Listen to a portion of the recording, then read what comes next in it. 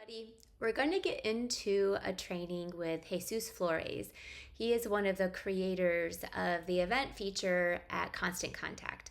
If you are a current Constant Contact user, you know they are introducing a new event section. Now, let me tell you a little bit about why I invited him here. Why am I even talking about Constant Contact? And why is this a part and should be an important part of your business?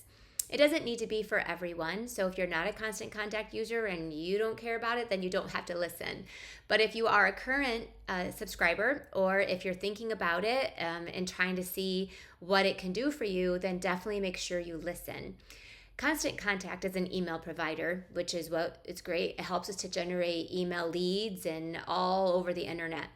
It will help you to naturally also generate emails. But it has so many other features. It has the event section, which is what we're going to focus on today. It also has the ability to do surveys, landing pages, social media marketing, and so much more that I haven't even touched. But the event section is something I'm so passionate about. When this started about 8 years ago, maybe 7 or 8 years ago, was when I also started my online business and started to take my classes online. It is so important to have a one-click ordering and a one-click process when you're trying to do classes to go, or even I do it for all my live events as well. It allows me to be able to be professional and to have confirmations and registration forms. It allows me to do what's called an add-on. Wait till you see the things that this new event platform can do. It can truly make an incredible difference to your business using just this one events section on Constant Contact. Now, when you put that in with your email list and everything else you do, it just makes it so much easier. I am a partner with them. I became a partner with them about 4 or 5 years ago, and I simply because they were going to get rid of the event section. And they grandfathered me into keeping it and anybody who was in my umbrella. So that was why I ever even became a partner. Yes, now I do get some kickback when I have new people who join. But that's not why I share it. I share it because I truly believe in it. Not only for myself, but I have seen it dramatically change other people's businesses. Many, many, many demonstrators that went from having, 5 or 6 attend their classes to 15, 16, and 20. Online events have grown significantly because of this feature, because it makes it easy for people to order. It makes it easy for people to add on and to pay and to register, to pay by a check or pay with PayPal or Venmo or credit cards. They get to choose how they want to pay. And you get a report at the end that breaks everything down for you. Jesus is going to teach you how to use the actual new event section, but I'm here to tell you that I use it in my business for every event I run. My card class, my team meetings. I use it for my huge online events that I do, retreats where they choose optional classes, bundles, add-ons, all kinds of things. The most significant way that I've increased my sales over the last 3 years is by the add-on feature. It's by allowing people to sign up to come to a stamp camp. But then they might also want to have the bundle. They might also want to have a couple of my optional classes, maybe an adhesive pouch. I've done add-ons of the tumblers, of our cute hat, of anything. They can add it on to their order and pay for it all at once. So come on in and jump in with us and see all that Jesus has to share of how to use it. If you want to, I believe you can do like a trial period, or if you know you want to join in, I'm going to share with you a link that you can use to be able to join under my umbrella. You'll get discounted rates.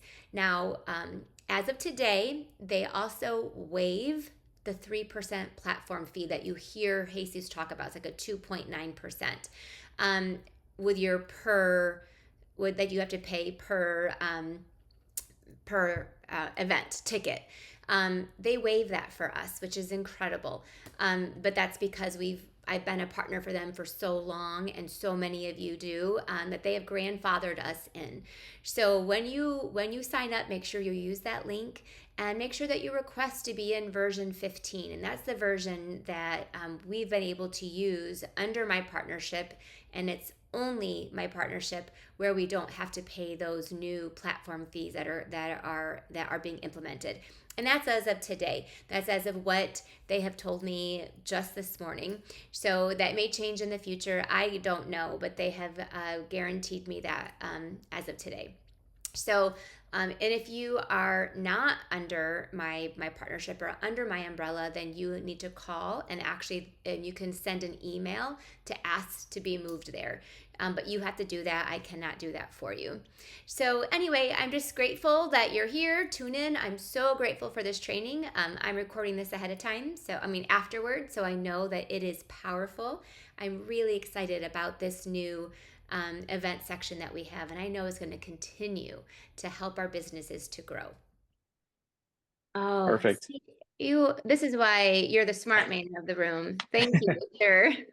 No problem at all. Yeah, thanks again, Rhonda, for having me. And so, my name's Jesus, and I am a product manager here at Constant Contact, which is essentially just a fancy title for saying that I am responsible for this events marketing feature. I saw someone in the chat say they're from Phoenix, Arizona. I am also based out of Phoenix, Arizona. So, tuning in for the West Coast here today. And I've been in the small business and nonprofit sector with the focus on websites, stores, and digital marketing since 2019. So I've enjoyed working with Constant Contact and have most recently been asked to step in and jump into this events, what we call the events rewrite project, which is everything Rhonda said. It's taking the legacy platform that so many of our customers have learned to love and learn to use, and to rewrite it into modern technology and code that we have the ability to innovate with. I think Rhonda did a great job explaining just how important it is to innovate and to stay up with modern technology. But just to give some more background on the why, because I get asked this all the time of like, hey, this product was great. Why did you even do this? We didn't need a new one. And really the response to that is the product was originally built in the early 2000s. And I think if you use a product and you go through the registration flow, you can feel that, right? The registration pages that people go through, the emails that we use to promote, the landing pages, they all really had a kind of outdated 2000s feel to them. And as we grow and evolve with technology, we want to make sure that everything that we're providing, both for you, our customers, and for your customers, feels really modern, really fresh. It's easy to use. And so that's where this rewrite initiative came from. So I am going to share my screen here in a moment, and what we'll do is walk through really a few primary sections together. One is going to be what we refer to as the create flow or the editor, which is where you bring all of your configurations and settings into place. The second will be the registration flow, so you get a feel for what that kind of configuration and setup translates into for your contacts and your lists.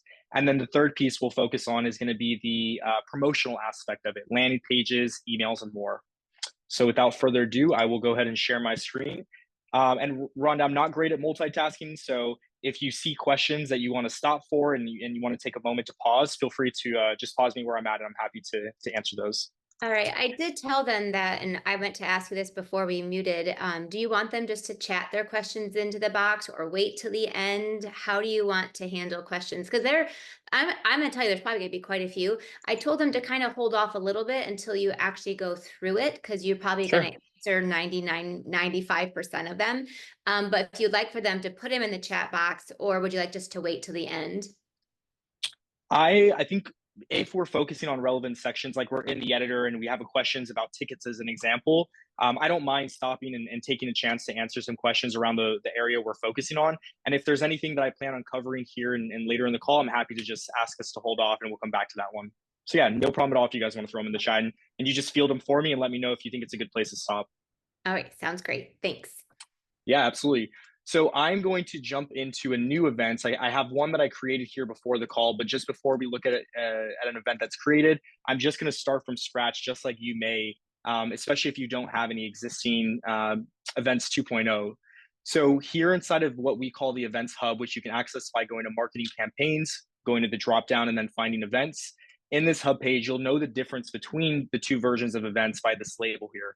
Event will always be our new events platform, and then you'll find legacy events, which represents the older events platform. So if I go to just create a new event, If you're an existing account with Legacy Events Access, you'll see this dual picker here, and we can choose the events version at the top. And we're going to be dropped into, again, what we call the editor or the create flow. And so what we've done here inside of this editor is we've taken those original 3 steps and we've broken it down to 4. Now 4 can feel like it's more, but it's actually the same level of fields and configurations. We've just tried to make it a little bit easier in terms of the grouping of where these fields reside.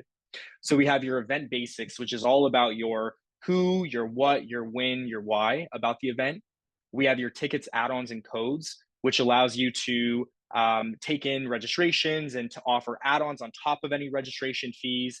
You can create promo codes or access codes. We have our form setups that you can determine what type of information you want to collect from your registrants as they're going through the flow, and then payments for any paid events. And that was quick. Don't worry, we'll break down each of these steps here in just a moment. Starting off here on the left-hand side, what I want to draw attention to is just the difference between what we're seeing on the left over here and what we're seeing on the right. So what we're seeing on the left is going to be all of the settings that we are asking you to enter. And then on the right-hand side, we're always going to be previewing some type of screen that your registrant would see. In this case, we're looking at the event landing page. You may have not used the event landing page with Legacy Events. By default now, we're creating everybody a landing page with every event that's created, which also fuels the preview of this and why we do that. And then we'll go ahead and activate that landing page as you activate your event as well. So the cool thing about this is as we're building the event together, you'll see in real time the registrant experience that you're creating from the inputs that you make on the left. So as an example, if I want to take an example event here, I can grab my event image and you'll see in real time it's uploaded over on the right, and we're building out our landing page together right here, right now. We can call this a stamp class workshop. And again, we see all of those inputs taking place on the right. And so this one thing I'd like to call out about this event image that I think some customers get stuck on is thinking that this event image should be like a huge flyer or kind of brochure about the value. We actually recommend using something much smaller and kind of more icon based, like something like this where it's rectangle and fits in really nicely with the flow is perfect.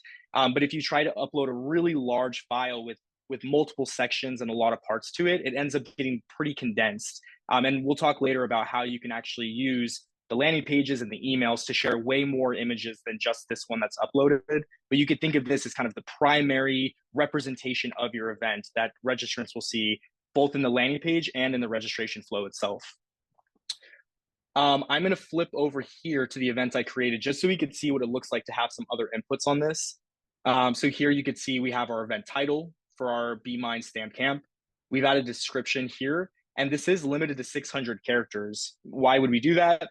Is because this is also shared across all of the different pages. You have it in your confirmation page, the confirmation email, and you can imagine it'd be pretty lengthy to have, upwards of a whole page inside of these confirmation emails. We really want the collateral that you share with your registrants to be formatted nice and to look really great. So to present that the best, we recommend limiting to 600 characters and saving all of the rest of the details for things like your websites, your landing pages, or the emails that you use to promote these events.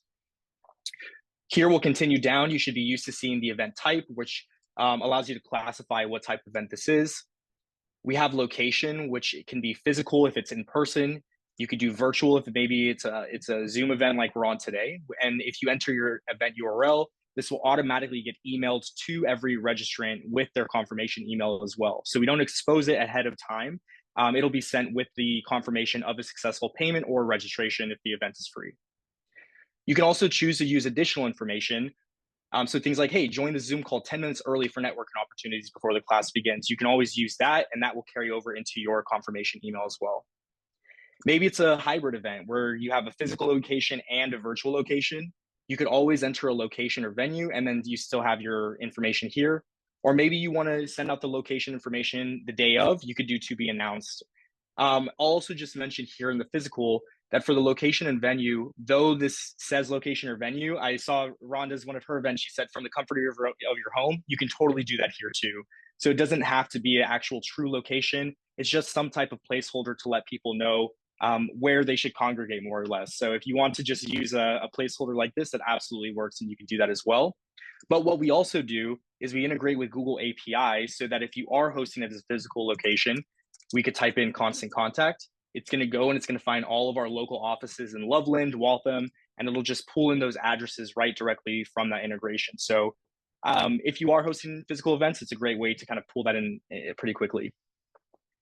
We have our date and time information, which is when does the event start, when's the start time, when does the event end and the end time. Do you want to show when the end date is? Should we close the registration automatically, such as like a week before the event, so that way you can prep materials and make sure you get name badges and all of that fun stuff? You could always close this ahead of the registration date. You can choose the time zone that you'd like your event to be managed in. And then you just have your contact information here, which represents who they should contact if they have questions. And if you choose to display this, would be shown in the confirmation page and email. So this is all about your kind of value around the event. Why should registrants come to the event? What are they planning on learning? Where will it be held? And who do they contact if they have questions? That's everything that Event Basics is really meant to represent. As we move into this next step here, we can do continue down to the bottom, or you could always kind of click around into these flows, skip steps, come back. But we'll go ahead and come now to tickets, add-ons, and codes. You'll notice my preview now on the right-hand side has changed. And now what we're previewing is the first out of 3 steps of the checkout experience. So in this first step of the checkout experience, because I already have some tickets and add-ons created, really what we're looking at is the place that your contacts would land. If they came from a landing page, it would be right after that landing page. If you linked them directly here in your website, they might skip that landing page and come directly to the registration page. But I'll break down kind of the different sections that we have here. Over in the top right, you can see that event image, and you can see what I mentioned. It's a bit smaller than what you would use for like an entire brochure. And so that's where the recommendation to have kind of a square or rectangle type of graphic here to represent your event is really best suited, because otherwise they get pretty condensed here. So this one looks great in this flow. You have your event title that we set, your event description, the location information about the event, the date and time, and then the organizer info. As we move down, we'll see the 2 kind of sections that are broken out here. We have tickets and we have add-ons. Now, the new ticketing model is a change from the legacy events fee model, where a ticket can really represent anything, and you can include more than one ticket as a part of your cart. So in this example, you might have your Be Mine Stamped Camp shipping included ticket. So this is priced at 1 set interval, and then maybe you have tutorials only of the optional classes. And I realize I don't think I set my price here, so I'll add one here just for that. So you can see again, what we do on the left-hand side will automatically show us what changes we're making on the right. If we reorder these tickets, we'll see those changes here. If we move these add-ons around, we can see those changes as well. We can edit the names of these add-ons. And something that's really cool about add-ons that we didn't have with the legacy items is you can actually associate images to them. So this is a really cool way to show your registrants prior to completing their registration exactly what it is that they get by purchasing this add-on. So these could be graphics of the stamps, or they could be baskets. It really could represent anything. You can choose to have options as well. Like maybe for the same price, you have 4 different type of sticker bundles and there's no change in price. You could add each of those different option names here, set the quantity. And so if I say, stamps A, we have 15, we have stamps B, we have 20, and then we have stamps C, we have 25. The quantity will be automatically calculated based on each of the options that you've made available. And then you could choose how many of these packages or add-ons a registrant can add to their cart. So we might just want to limit to 1 in this case. You can display the remaining add-ons on checkout. So if you do this, this is kind of teasing out that, oh, I've sold this one. So because I've already made a purchase, I can't change this. So I'll just close this one here. But we always have the ability to add the remaining label here. In this case, I configured 100,000, so it might not be that exclusive. But let's say you have only 25 of these bundles or these add-ons available. This is a really cool way to drive people to say, hey, I might want to add this on before these run out and there's none left. So I'll go through a quick process of creating each of these with you just so that you're familiar with them. We'll start off with a ticket. A ticket is required to proceed with the registration, and you can think of this as your previous fee. So what you want to call this fee is really up to you. It could be class workshop admission. It could be bundles if you don't want to use the add-ons. It really can be anything, but one will always be required to be added to the registrant's cart before they can proceed into the next step. So if we create our bundle here, we could say maybe this is filled with happiness stamp camp. We can add our description to describe what it is that they get from the ticket. Why should they purchase this one? Create some distinguishers between one ticket type to the next. So if something's for members only versus newcomers, or if something is for maybe your VIP members, you can always choose it in your description, help them understand which one they should be purchasing. If you leave the price at zero, this will be a free ticket and will be at no cost, or we can always choose to enter a value here. You may notice we don't have a dollar sign here, and that's because we've not yet configured your currency type. So instead of forcing USD here, we leave it as just a value, and then the currency selection happens at the last step in the payments area. Again, we can set a ticket sale date range, which is really cool for things like early bird fees or specials. If you want to give somebody an incentive for registering ahead of others, you could price differently and say, grab your early bird access and maybe receive a 25% off. You could also do late fees if it's too close to the event start date. So sale date ranges are a really cool way to get people to engage with your ticket registration, maybe differently than they would if you had one set cost across the event's life cycle. Hey, just real quick, we had a couple questions about Yeah. this, and I could answer it, but my answer is actually a workaround. It's not necessarily like a lot of us do like online classes that don't necessarily have a start date and an end date. Like we have a ship date, and then people can do them whenever they want to. So is that section something that we mandatorily have to fill in? Like I'm trying to figure out how Ded said for online events that emailed for their leisure, can we have an option where there is a range of dates where it's available instead of a start and stop date and time? So I think I see what she's saying. Like, it's like we're forced into having to say, and it does cause me some issues because people will be like, well, you said it starts here and ends here. And like, well, it's because I got to throw a date in there. I had to put something, but really there is not a start date. I mean, there's a date that we ship it, but there's not really an actual event where we gather together. So it is, it says that they're required, so we have to put those in there. So, I mean, I've always found a way to work around it. But what they're questioning is that can we make it so that's optional and not required? Yeah, great question. So I think this is really an inheritance of the legacy events platform, and it was carried through as a requirement because as you know, the company thinks about events, it often is an in-person gathering or an actual event that we gather around. But we've seen from our customers that that's not how all of them use this feature, and so we actually have some plans this year to address that use case exactly. And we're currently scoping out and ideating around that classes, workshops, things that are really more used for storefronts as opposed to an actual in-person event. So I think today the workarounds that you're offering would probably be the best way to go about those in terms of the end date is maybe the last day that you want to take any online orders or and the start date being the day that you want to start accepting orders. That's probably the best way that you could organize this. But in the future, we are looking to address that as well. So that's more flexible, including things like classes or multiple dates and times that people can select from. Absolutely. Okay, good. Yeah, that was just something, and that's exactly my workaround is the dates that I put in there is the date they can begin registering and the date that the cutoff of, not the date of the event, but the date that they can't register anymore by. So that's exactly what I do too. Perfect. Any other questions that we wanted to Someone look at? else asked about the time, and this is something I don't think this is more. So Gwen's asking, can you have people select a time? Gwen, that's something you would probably have them do during the registration process, not probably in the beginning. So I think as you go, you might be able to answer that too. Okay. Absolutely. Great. So again, we talked about tickets. If we go to add-ons, this is a really similar feel to tickets, but it has the addition of an image so that you can, again, showcase that, add images that represent what the add-on is. You can have options, set your quantity and your limit per order. And then the last thing here that I haven't covered is promo codes. So if you use promo codes, there's two different use cases that we support. One is the promo discount code. So if you want to discount the amount, whether that's dollars or percentage off of the order.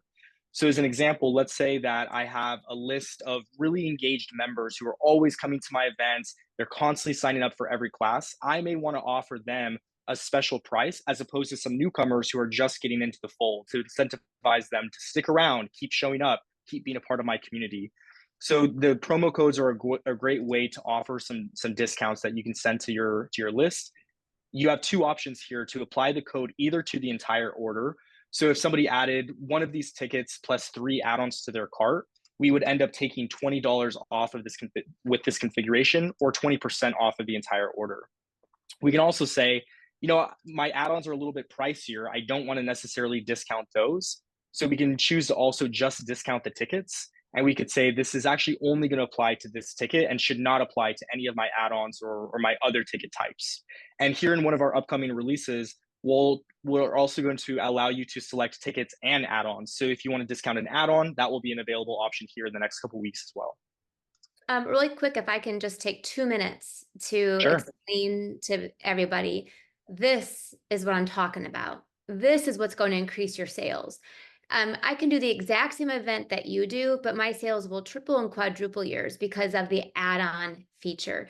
This is where if I'm doing a stamp camp, and as you see, he chose one of my actual real events, I'm adding on extra classes, I'm adding on the bundle, I'm adding on the other things. So I can take one event and now I can you can tell I probably quadrupled my sales here by somebody being able to have this opportunity. This is why this is worth every single penny to add this, to have this event section, is because it does it all for you. They just check boxes. It's so easy for them to be able not to have to, like, you manually enter in orders and manually get back to them, collect their payment, find out who.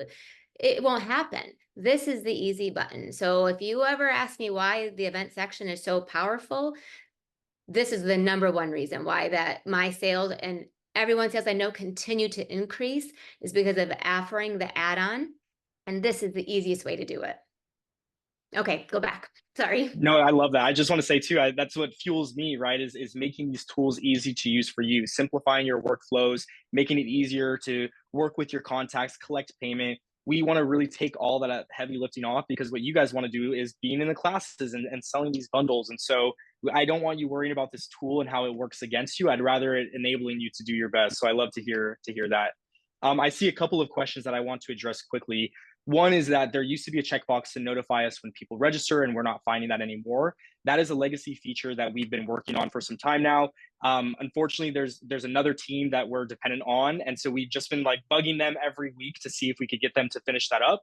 The good news is that'll be coming out before the end of February. It was supposed to be done before the end of the year and be released with our last feature sets in December's, which included add-ons. But since some priority shifted for that other team that we've been waiting on, it took a bit longer than we had hoped. But don't worry, it's coming. And starting in before the end of this month, you'll have the feature where inside of Event Basics, you'll be able to notify me when someone registers for this event, and you'll get a full email, which looks similar to our new confirmation emails. That'll include registration information, the form fields that they submitted, and it'll actually look a lot nicer and have more context than the original feature offered as well. So that is coming soon. The other question was around early birds and around date ranges. So here's how I would set that up. If we did do an early bird fee, so we could say this is my early bird fee for the tutorials.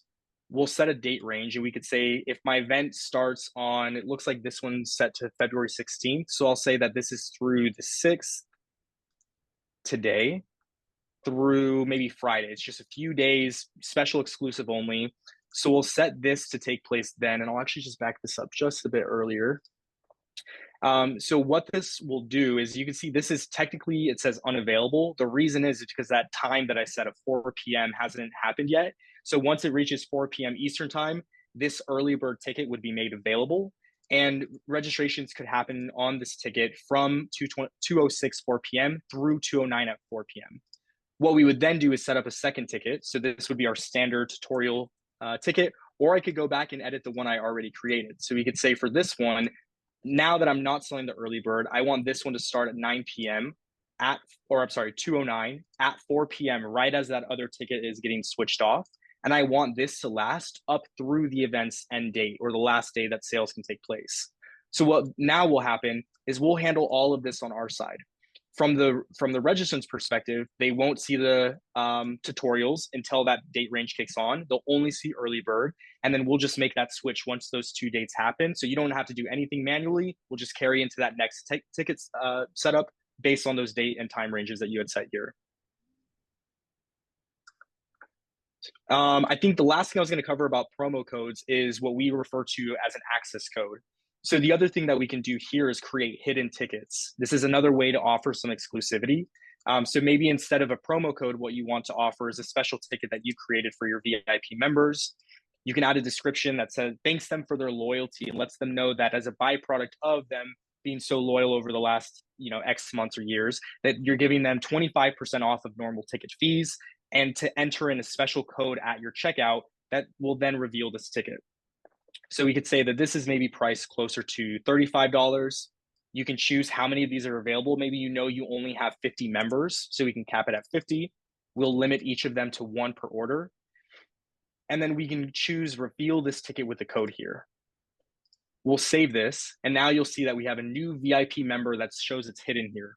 Now, in order to get this ticket into a state where it's activated and can be registered with, we'll go back, we'll create a promo code, and we're going to call this VIP Join Now. We'll choose selected tickets. And then you can see this code will reveal any hidden tickets or items that you select. So now we'll go here, we'll choose VIP Member, which is our hidden ticket. We can add a discount if we want. So if we baked the discount into the ticket price, no need to add a discount, you can skip that. Or you can add a discount amount as well to say that once this promo code is added, it can also apply a $25 off of the membership fee, which they would see in the order summary. And then again, quantity available. Maybe we only want this to be redeemed 50 times. We'll save and close. And now that I have a promo code that's been created, you could see this new promo code field that's entered into our first step of the checkout experience. If I click that, it shows you a preview of what adding VIP Join Now does. And now we can see that VIP member ticket, which wasn't previously there before. I'll go back and do that one more time. So here in our tickets, we have just it already applied. Let me see. That's okay. We'll go through the checkout flow here in a moment together. All right. I want to keep going. We'll go to form setup now. So as Ronda mentioned earlier, the form setup is really a cool place for you to get really specific in any of the information that you want from your registrants, whether this is personal information, it's information about the session that they plan to attend, it's about what workshop materials that they might need, maybe it's about future interests and other sessions that they'd be interested in you hosting in the future. You can get really creative here in what type of information you want to collect, and we've done this a few ways. So one of the first things that you'll notice is that we have first name, last name, and email, which are required fields. You can't reorder these, you can't edit them. The reason for this is because we are sending transactional notices to your registrants, especially when payment is involved. We have a requirement to process that transaction, collect their payment, and send them a receipt and notice. And so if any of these got removed for any reason, it could put that at jeopardy and risk them not receiving that notice, which could put you at non-compliance with the industry standard here. So we make sure that we always collect first name, last name, and email. And then you have all of these different field types that you can add as well. You have your informational box here, which can show up as a text. So if you want somebody to see something before they proceed with registration, like please be advised that before registering, you must complete the waiver that will be emailed to you prior, that was emailed to you prior to receiving this link. We can hit confirm, and you'll see over here our form field ads. You can have an agreement checkbox. So I saw something about a non-refundable deposit. You could always add something like that here as well. I understand that this event is non-refundable. I understand that it's my responsibility to show up with the right materials. Agreement checkbox can be used for purposes like that. But I've also used a custom field to create an additional one here. Do you realize that this is non-refundable deposit after January 29th? I've set this up as a custom field, which I use the multiple select checkboxes. So I added my label name here, which can be up to 500 characters. And then you add your options. Because this is really just one option of, yes, I understand, I just added one. And then we can make this a required field. So that registrant will not be able to continue with the registration prior to acknowledging that that is an opt-in that they've made.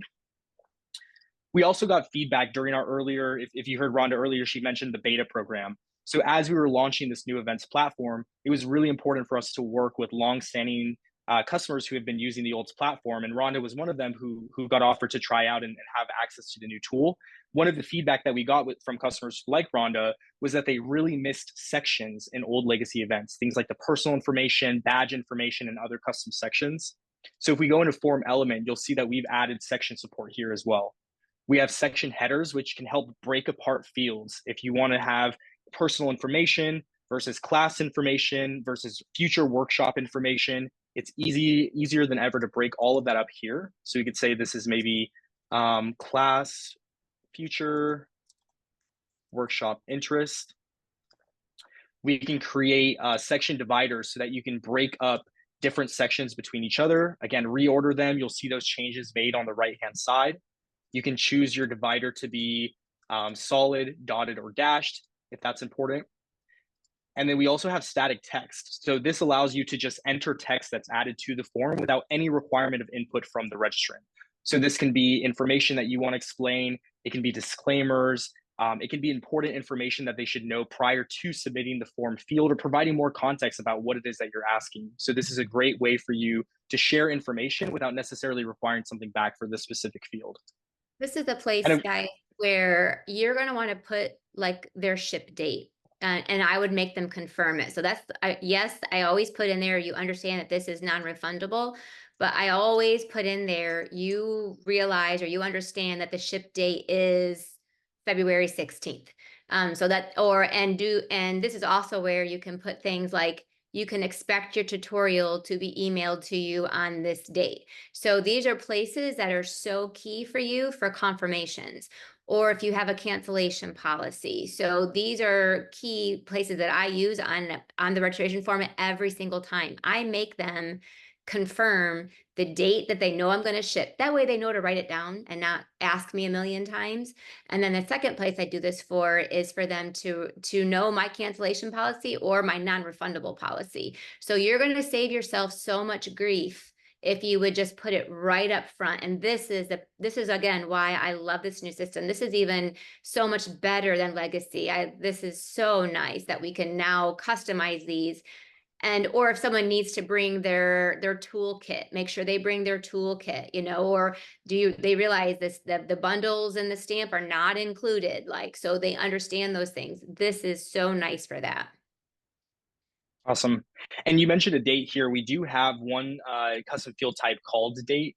And so if you chose to offer flexible date ranges, you could choose this field. And as the registrant goes through the registration flow, they get an easy to use date picker here as well. So they could choose, February 8th or another date from this range, go into the future a couple months. Or if you don't want it to be a selector and you'd actually like to tell them this is the date that you're receiving this bundle, you could also just use something similar to this, where we say, do you realize that this will be shipped on this date and you'll be at home and ready to receive this package? And they'll have to check yes that they're aware and can continue. The other thing I always like to call out is to make sure that you're enabling your primary contacts to join a list. This is what helps you ensure that you can have them be a part of your email newsletters and that they're opted in with a positive subscriber status. If you forget to choose this, you'll notice down at the bottom that we don't have that join my mailing list opt-in anymore. So I just always like to call this out. I always recommend choosing to allow your primary contact to join a list, choosing which list, or easily creating a new one right from this flow. If you maybe don't have the list already, instead of going and backing out all the way to your contact section of the platform, we allow you to create that list right from here. So we could say these are our stamp class members. We'll click add, and you can see that list was added just as easy as that here.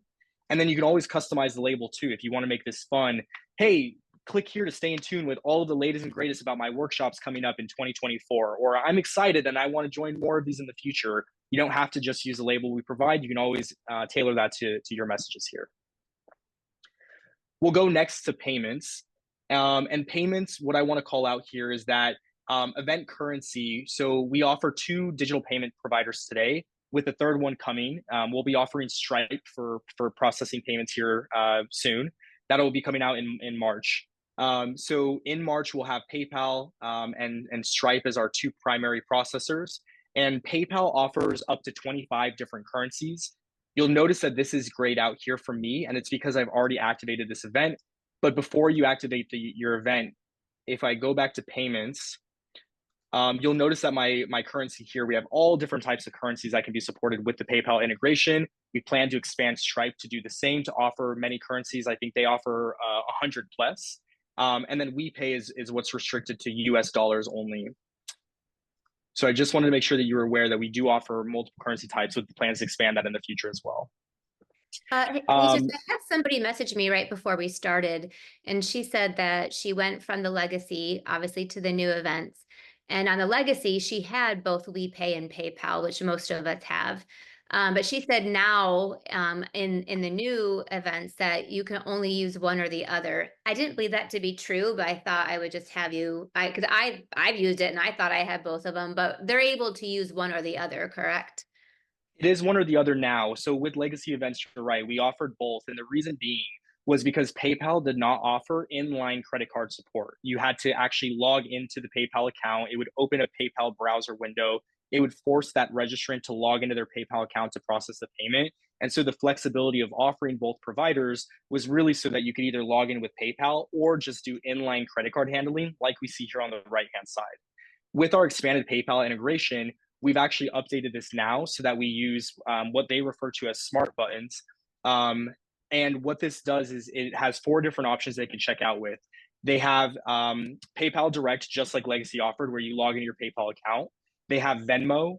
They have Buy Now, Pay Later. So if it's a higher cost event, you can break that event payment down into four payments right from this checkout flow using PayPal. And they have inline credit card and debit card handling. So if you click on that fourth last option to process the payment using credit card, you won't have to be redirected to a separate window. You could check out right from that page. So Okay. because of those two separate, that kind of separate handling, and now that you have inline credit card handling, we've made the distinction where these are mutually exclusive, which really is going to be cleaner for you as well for reporting, as opposed to having multiple processors to deal with. If you have refunds, you have to figure out which one to log in with. It's really a much simpler experience for you as well to just manage all of your payments and any of the corresponding management of refunds that you have to do from one single provider. So happy to continue to take feedback from you if that is found to be problematic, but we're hoping that this simplifies the workflow for a lot of our registrants. And yes, Venmo is an available payment option through the expanded PayPal integration. So as you're onboarding with PayPal, you can see here we have Visa, MasterCard, Amex, Discover, PayPal, and now Venmo as well. I can get an example here in a moment of what that checkout experience looks like with the new PayPal flow. But essentially, you can also disable Buy Now, Pay Later, and Venmo if you don't want to accept payments through that. It's up to you if you'd like to enable or disable those. Okay. And yes, if you have at the door check, you could choose to enable that here as well. And you'll see on the right-hand side, now we have a single select option. So we have credit card or the registrant can go down and then click pay at the door. Okay.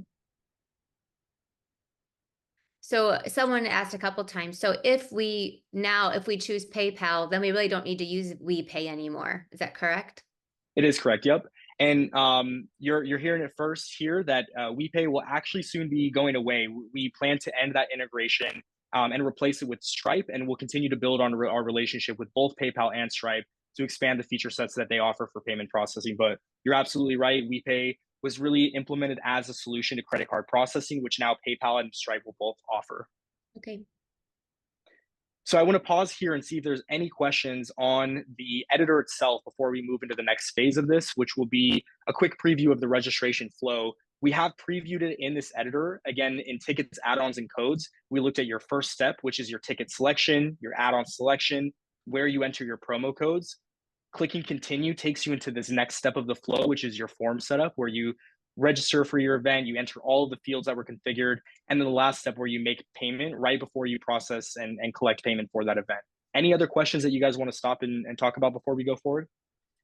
One thing I want to point out to them too that they might not be aware of is that on this new one of my favorite things in this new events are the tickets that people can purchase multiple tickets and not limited to just one. So let's say you're going to do a super Saturday, right? And they can choose between, four classes. They can choose they want this class and that class. We could never do that before.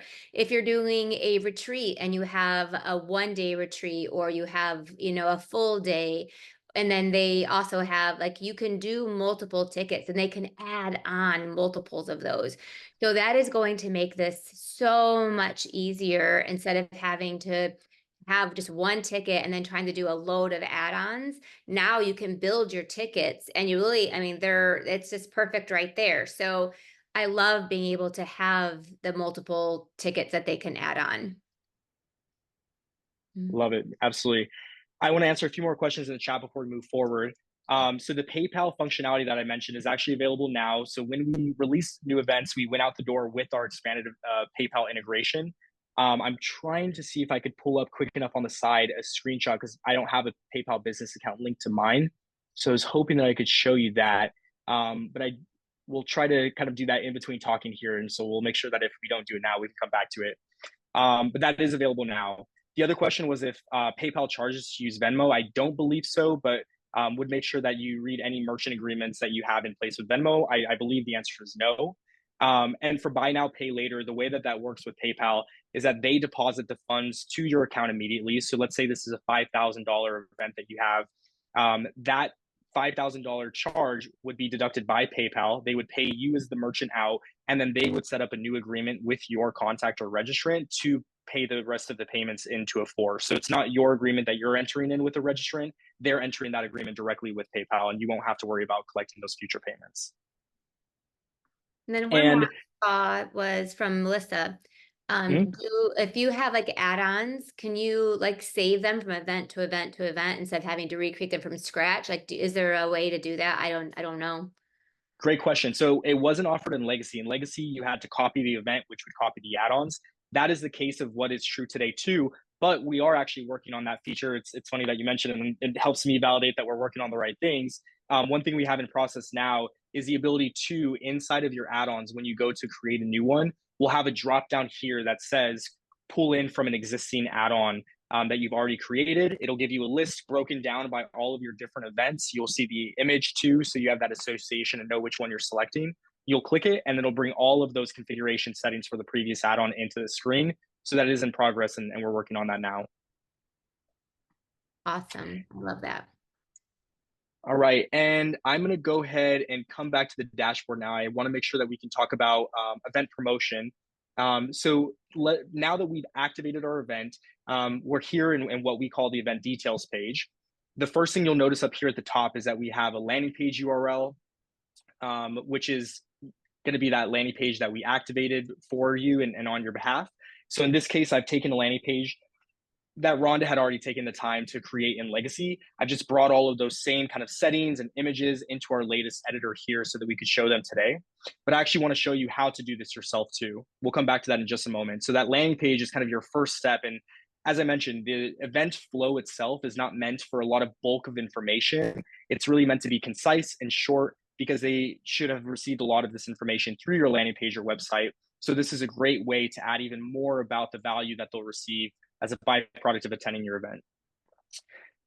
So here we have our landing page. If we click register now, that'll take us into our registration flow. And this is a registration flow. So again, we can add our promo code. I think I did VIP join now, if I'm not mistaken. So we see that VIP member ticket here that now appears that wasn't there before. I can add my VIP member. We can go add-ons and add my add-ons. And that registrant in real time will see all of these being added to their cart. They can see the quantity, what they've added. They can see the subtotal. If they've had any promo codes, they can see that it applied $25 off. They'll see their order total, and then they can click continue to go into their next step, which is the registration step. We enter in all of our required fields.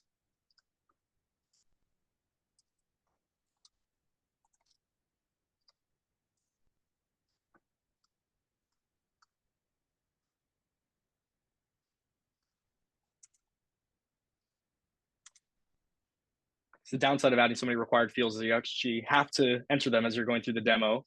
And we'll go ahead and click continue.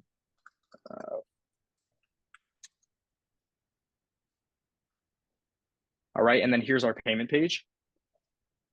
So I'll go ahead and skip this as a WePay, so you can see it's credit card only. I'll go ahead and choose pay at the door, and I click complete order. And now this is the new registration confirmation page. So they shown registration complete. You can choose to set a message here as well. We have a generic one that we provide, but back in your details page, you can edit all of your confirmation messages right from here as well. So for the thank you page message, which is what we're looking at here, you could tailor this to generate even more excitement about the event, to share their information about the event with their friends, to talk about next steps, about receiving their bundles, or about, if you're going to follow up with them, if they need to follow up with you. This is a great place to edit what is next and what they should expect. Should they hang tight and wait to hear more, or should they be proactive? This is a great way to communicate that. And then you also have your confirmation email message. So I'll pull up this confirmation message that I got from my email. So you can see this is exactly what the registrants receive. They see your thank you message here. Thank you for registering for our event.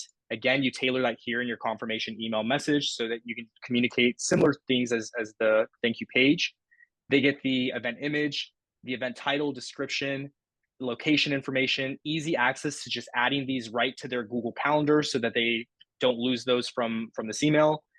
They have your organizer information if you opted in to display that. And then they can see and confirm that their email is correct, their name spelled correctly, and then a breakdown of the order they received. So this is my confirmation I received as a registrant. And it's similar to the same confirmation page that we're looking at here. So again, we can see the breakdown. I ordered one VIP member ticket, the add-on class, the Sending Love add-on class, and a Be Mine Punchline bundle. Same thing, we can add to Google right from this flow, even before the email. We can view on map if it's a physical location, and then we have the organizer information here. Now, the one thing I didn't mention that I really want to stress here is this whole registration flow. I hope you feel one is much more modern and much more fresh and way more intuitive for our users and more in line with kind of industry standards of what these type of registration flows look like. But most importantly, and my favorite part, is that our user experience team took a mobile design first. So as we know, almost everybody these days is on their mobile devices, checking emails, registering for events, and doing the bulk of their workflows right from their handheld device. And a lot of times we heard from legacy users that the old registration flow was causing abandoned registrations because it wasn't always friendly or compatible with the devices that they were looking at it from. This is made to be compatible, whether it's a handheld, an iPad, a larger desktop. This flow is going to look great on any of those screens and was designed with a mobile first approach. So you can assure that no matter where people are checking out from, that they have the ability to go through all of these different steps in an easy to use way. And lastly is the decline page message. So we also have the ability to decline the event. If somebody in your email invitation clicks on the decline link, they'll be brought to a form where they're asked for their first name, last name, and email. We'll auto-populate this here in the future soon with an encrypted email so that they don't have to enter this manually. They can provide a decline message, like maybe it's a date or time that's a conflict, the location. Maybe they're a huge supporter of you and want to thank you for inviting them, but to let you know that they're a little bit low on funds right now and they might try to attend the next one, and that they can give more details as an option. They can decline that here as well. And this is what the decline page message represents, is what they see after they submit that form. Now I'm going to go back here to the default landing page because I think what's really important is to understand this new event action block that we've created, which powers both landing pages and emails. So know that what we're about to walk through, a lot of the different settings and the way that you use this new event action block will be true for both landing pages and emails. And that can be emails to list, emails to registrants, or emails to non-responders. They all are powered by this event action block. So you'll notice over here on the left-hand side under action blocks in our latest editor, we have the event block here. If I drag that in over here, let's go down to the bottom, probably here, I'll just drop it in. We have this kind of default template. So we always add the image, we add the date and time, the title, description, a register button, and a price range. You can see that it's not connected to anything yet.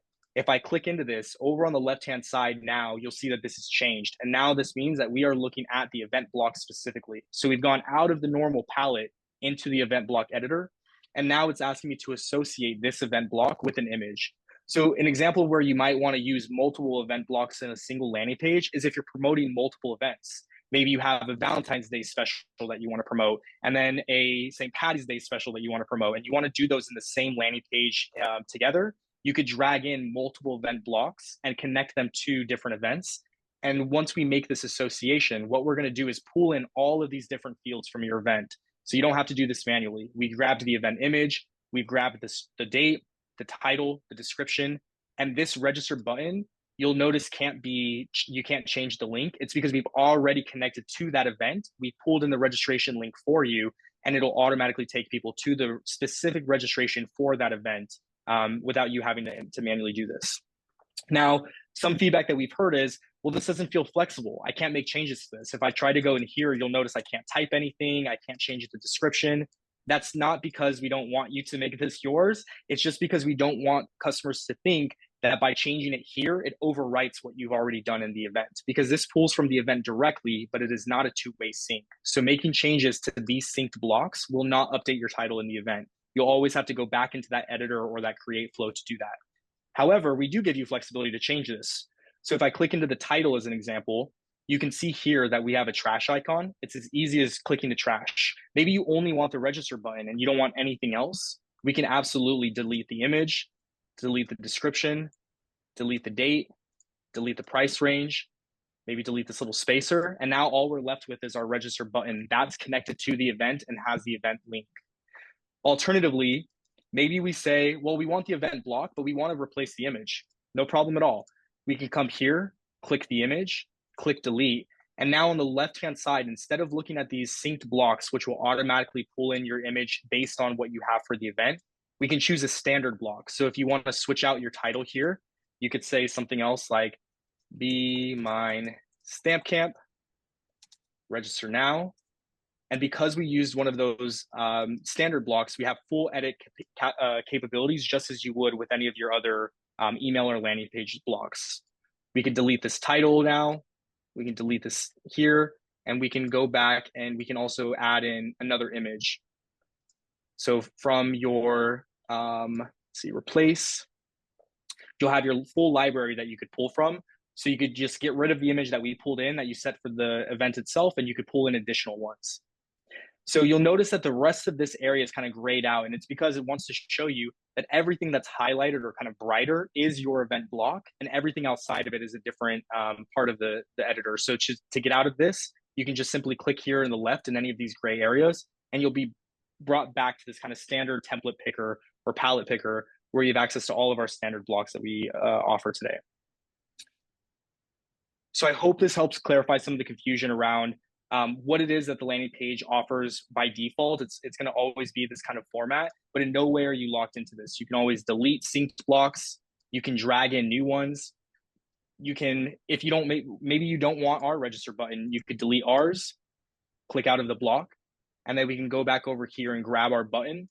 And now we can link that to anywhere we want, whether that's a different registration URL. So that's always the kind of the pattern that you want to think about is, if I can't edit it because it's synced to the event block, I can simply delete it and replace it with the standard one. I'm going to go ahead and save and activate this, and I'd like to talk about emails, and I think we're coming up right on the hour, so I'll want to mention two more things before I let you go, and then we can stop with some questions and answers.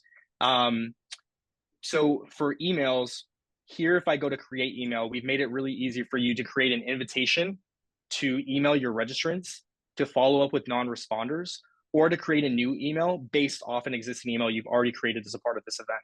So for invitations, when you get into this email scheduler, you'll notice that we're going to do the same thing. Is we'll ask you to pick out a template. The event basic, invitation basic is the one we'd recommend. And we do plan on expanding the amount of templates that we offer here as well.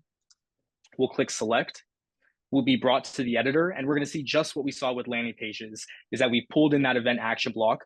We've automatically grabbed the logo in a lot of cases, which you can remove. If you don't want the event greeting, you can remove that. So none of these things that come by default with the template have to remain there.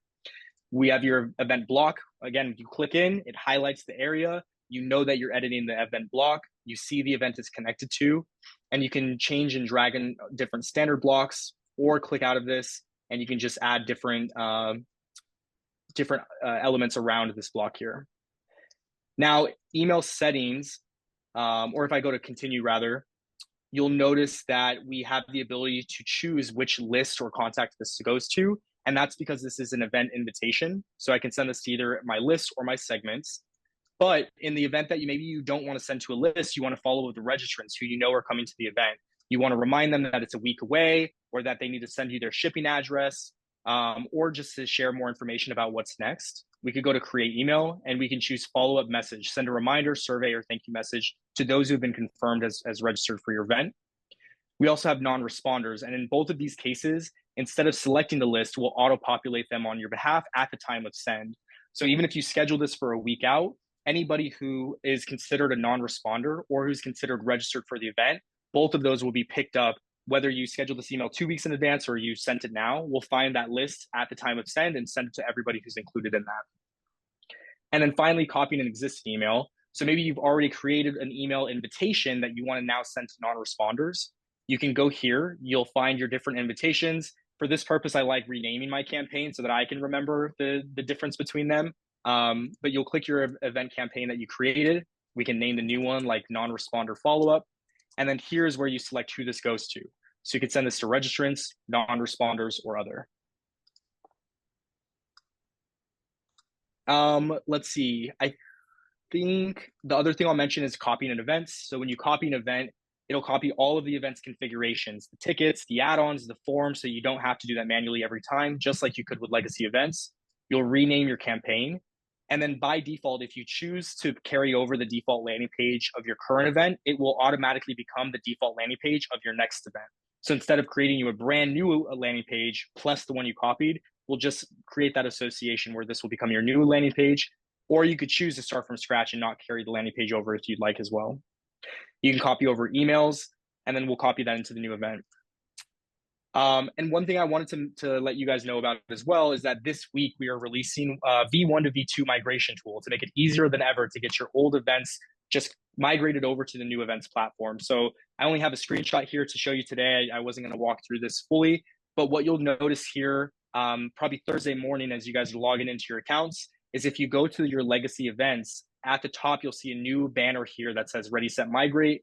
And then once you click on this migrate option, it'll carry over all of your events fees, which will become tickets, items will become add-ons. The form setup will translate to all of the new form setup configuration. And the only two things that we won't carry over will be landing pages and emails. Because events, the legacy version was created on our second gen editor, we don't have an existing migration tool that we could leverage to copy your emails into the new editor or landing pages into the new one either. So those will have to be redesigned. But all of the events configurations itself, we've handled all of the mapping, and we're really excited to get this out to you guys this week.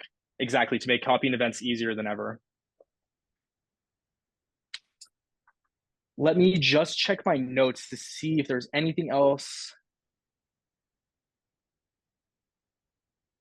All right, yeah. Rhonda, I think I hit all of the topics that we wanted to chat about with your community. So now I'll just open it up to you guys to see. One more quick thing that you can go through, and then I will just talk a little bit. There's a lot of questions about obviously cost and fees and all of that, and I know the cost is different for everybody. Chris has always said, the cost is different depending on how many contacts you have and all of that, and the events is a part of it. A part of so those of you who are currently a part of Constant Contact, if you are under my partnership or umbrella, then we have the standard platform fees have been waived. Your monthly fee may be higher depending on when you joined and so forth. But we have that grandfathered into our monthly fee already.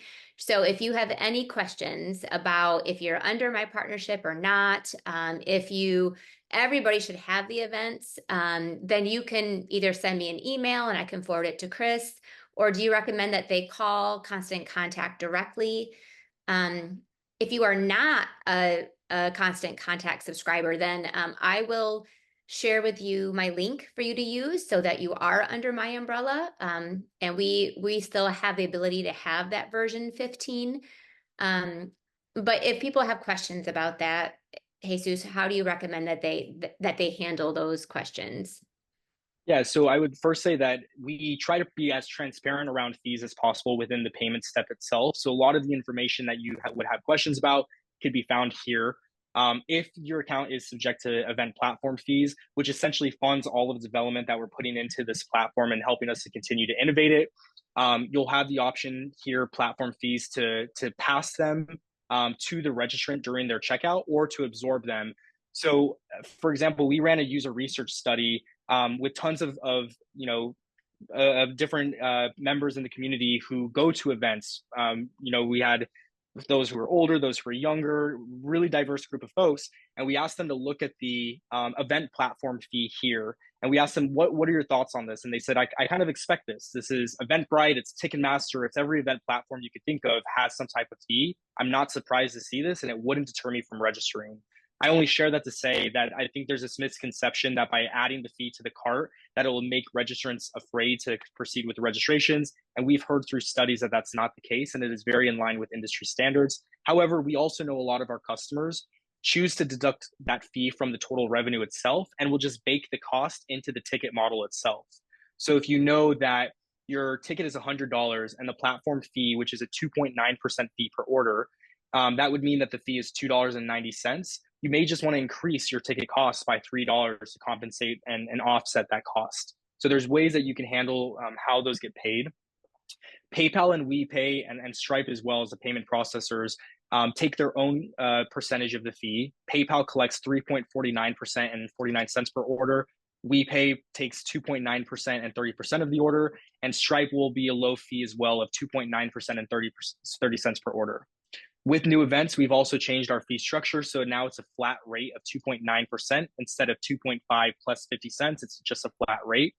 And one thing I'll just say is that we really spend a lot of time doing market research with other event marketing platforms and making sure that we were as low cost as possible, so that we really have that competitive advantage and as much as possible can provide the lowest fees in the industry. So I think if you look at a lot of these other software solutions in the market, especially as you think about the omni-channel approach of how many different campaign types we offer, and the kind of low-cost solution of ticketing at or charging fees at the order level instead of individual ticket level, you'll find that Constant Contact is actually a much lower cost solution than a lot of other of our competitors in the market.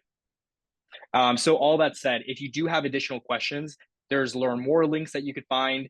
We have knowledge-based articles, but of course, our support team is always willing to answer questions and has the ability to surface any additional ones that they can't answer to me and my team directly. All right, good deal. So if you're not a Constant Contact, I was trying to pull up my code. Of course, I should have done that beforehand, but I can get that for all of you, and I will share it.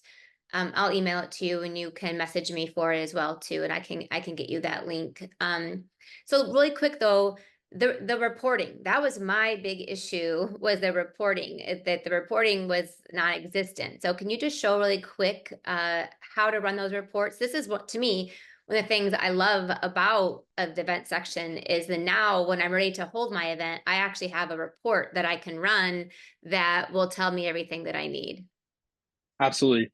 So here you'll have three different tabs inside of your event details page. One is overview, which gives you your metric cards, like how many days until your event, when the event starts, the total revenue that you've collected with the payment methods at the bottom of it, your orders, you have your tickets availability, and a quick see more link. So you could see all of that ticket breakdown right from your details page. But if we click on reporting, you'll see 4 different primary reports that we surface: orders, tickets, add-ons, and promo codes. And the primary table that we always provide is going to be your registrants. So these are your primary registrants who are going through the flow. You can see their first and last name, the email, the registration date, the registration status, their payment status, how many tickets that they purchased, and their order total. You can easily export this table view by clicking export here, which will download a CSV file to your computer of exactly what you see here. You can filter by registration status as well. So if you want to look at only those who you've canceled manually, maybe those who started the flow and entered their information, but when they got to the payment screen, they abandoned, we'll capture those and we'll show you those here in the abandoned screens. And then the registered. You also have declined. So if somebody declined an invitation, you could see that by switching over to this view. And then we'll have these other drill down reports, but also from the registrants. If you click on a registrant's name, you'll be brought to the registration information page, which gives you more information about that registrant. So here we could see all of the different form fields that they entered. You could see what they added. Maybe somebody contacts you and realizes that they entered the wrong email address, or they entered the wrong physical address, or they want to change their phone number. You can edit all of that on their behalf by coming here. You can see the tickets that they provided, If you're interested in using the check-in support, you can also check in maybe to validate that that they showed up or that they received they showed up to the class or workshop. You could choose that, and we'll show that in the reporting as well. And then you can also show payment history. You can cancel registration from here too. Maybe one of the registrants says they're no longer coming. To keep an accurate record, you can cancel the registration. If somebody says they didn't get their email for some reason, you could resend the confirmation email from here as well.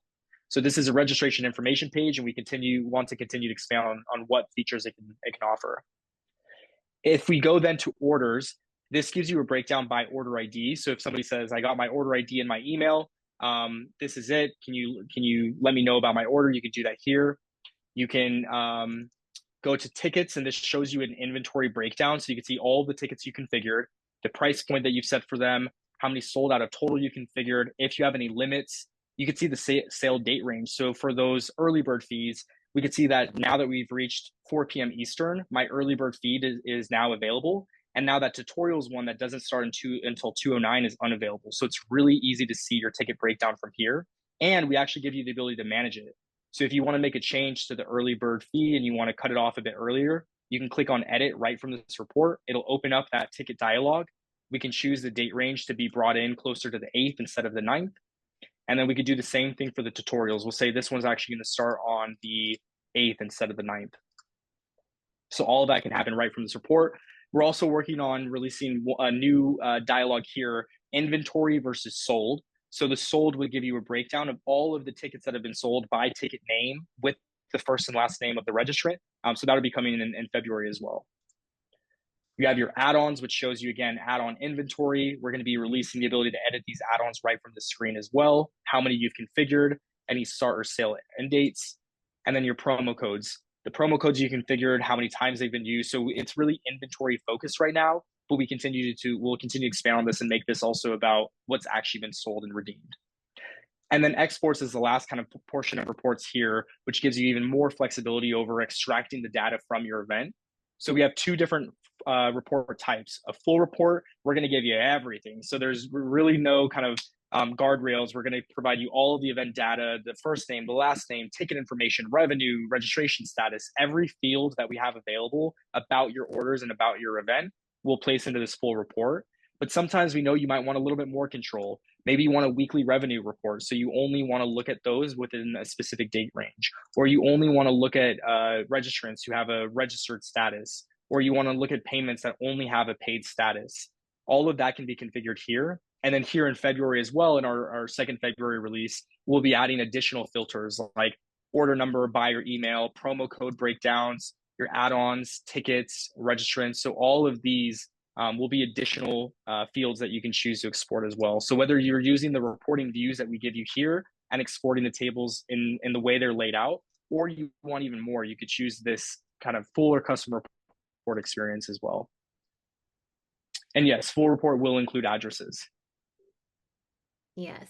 Okay. Any other questions you guys have?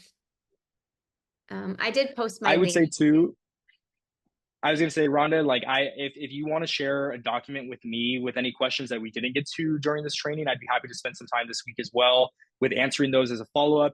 That way you could distribute that back to your community here as a follow-up email, because I'm sure we did our best to answer them, but I'm sure some slipped through the cracks, and I want to make sure that we can get those answered as well. Yeah, no, there was a few that I know that pertained more towards like our business model too. Someone asked about Facebook and how to integrate it and so forth, but I can deal with that on the side too. All right, so those of you who were asking for my link, I did post that, and someone registered just a couple days ago, and they got like 30% off their first because they did a whole year at a time. So there are benefits when you join under a member. So when you join, they will tell you those things. Okay. Great. So I'll just say, Rhonda, if this is closing, I want to thank you guys all again for the time that you've shared with me and joining the session, for all of the questions that you asked. And I just want to reiterate what we started with at the top, is that our goal here is to continue to innovate this platform. It wasn't just to release what legacy events had to offer, but to really build a platform that we can continue to expand on. And so whether you surface feedback to Ronda or you call directly into our support teams and work with them, we're really great about listening to the feedback that you guys are providing, and it actually fuels our development and our roadmap. So don't let any of these wild ideas and dreams of what this platform could do for you just stay in your head. Please let us know, and let us know how we can continue to help this be a platform that's even more impactful for your businesses. Absolutely. And I know we had a lot of people join in midway through, but obviously I want to so thank Jesus. That was incredible. I learned even more and more things today because I know you've released more things. And I can't tell you guys again enough. The reason, I don't promote anything very much unless I 100% believe in it and that it's a tried and true that's been put into practice over years and years and years. And Constant Contact has been a game changer for so many of us because it just produces the ease of people to register.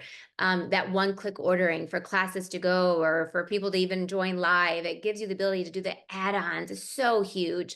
So I'm grateful for Constant Contact, and then continuing to partner with me to always try to give you guys absolutely the best product. But so grateful and look forward to this new system and all that it's going to be able to do for us and to help increase our sales for our events that we have.